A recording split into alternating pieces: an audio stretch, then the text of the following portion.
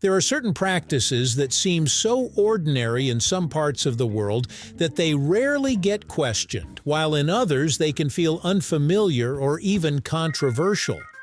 Circumcision is one of those practices. It exists at the intersection of tradition, medicine, identity, and personal choice, and its meaning can shift dramatically depending on where someone is born or what beliefs they grow up with.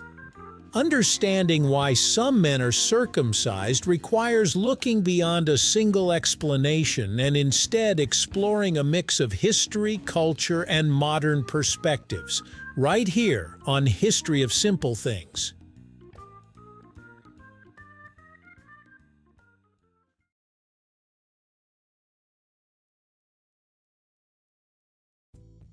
Circumcision is not a modern invention. In fact, it is one of the oldest known surgical procedures, with evidence dating back thousands of years. Ancient Egyptian carvings depict circumcision rituals, suggesting it was practiced as early as 2300 BCE. Historians believe it may have symbolized cleanliness, maturity, or a rite of passage into adulthood.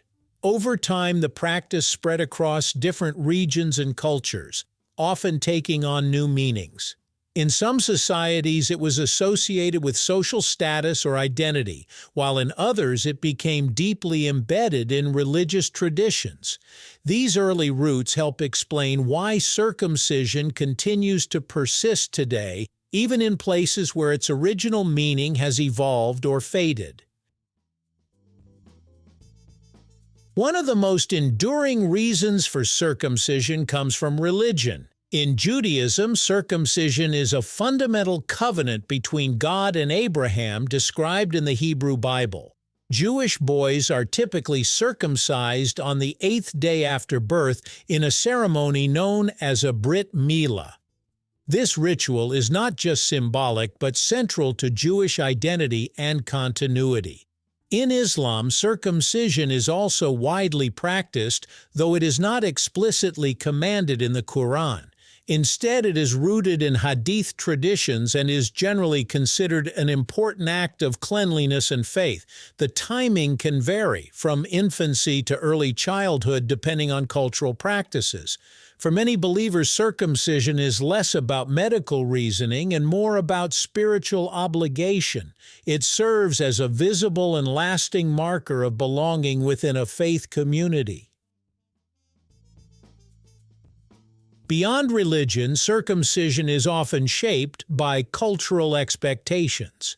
In countries like the United States, circumcision became common during the 20th century, largely due to shifting medical opinions and social norms. At its peak, it was seen as a routine part of newborn care, and many parents chose it simply because it was standard practice. In other regions, particularly parts of Africa and the Pacific Islands, circumcision is tied to initiation ceremonies that mark the transition from boyhood to manhood. These rites can carry deep social significance, reinforcing ideas about identity, responsibility, and belonging. At the same time, many countries in Europe, East Asia, and South America have low circumcision rates, reflecting different cultural attitudes. In these places, being uncircumcised is the norm, and the procedure is often viewed as unnecessary unless there is a specific reason. Medical reasons are another factor influencing circumcision. Some health organizations have suggested potential benefits, such as a reduced risk of urinary tract infections in infancy, lower chances of certain sexually transmitted infections, and decreased risk of penile cancer. However, these benefits are often described as modest, and their significance can vary depending on context. Circumcision may also be recommended in specific cases, such as when someone has phimosis, a condition where the foreskin cannot be fully retracted. In such situations, the procedure is performed as a treatment rather than a preventive measure.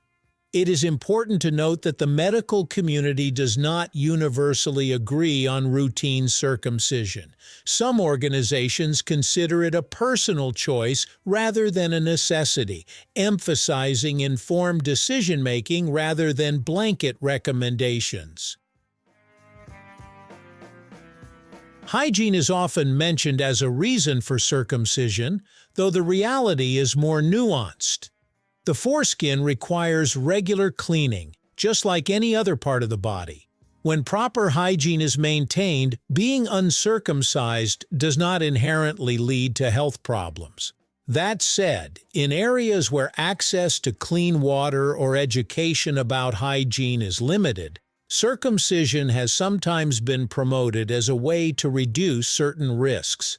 This has influenced public health campaigns in specific regions, particularly in parts of sub-Saharan Africa, where HIV prevention efforts have included circumcision as one component. Still, hygiene alone is rarely the sole reason someone is circumcised. It tends to overlap with cultural, medical, or personal considerations. In recent decades, circumcision has become the subject of ongoing debate. Some view it as an important tradition or a reasonable preventive measure, while others question whether it should be performed on individuals who are too young to consent. This has led to a growing emphasis on personal choice. In some cases, men choose to be circumcised later in life for medical, cultural, or personal reasons. For others, the decision is made by parents shortly after birth, often influenced by family traditions, advice from healthcare providers, or societal norms. The conversation around circumcision today is shaped by a mix of respect for tradition and increasing attention to autonomy and ethics. Different countries and communities approach it in different ways, reflecting broader values about health, identity, and individual rights. Circumcision is not driven by a single reason but by a complex combination of history, belief, culture, and personal perspective. For some, it is a sacred ritual that connects generations. For others, it is a medical decision or a reflection of social norms. And in many cases, it is simply what has always been done, passed down without much question.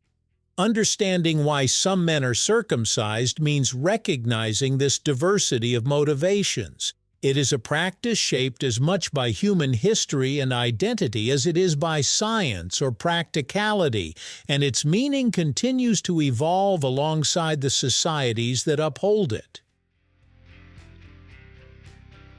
Thank you for watching.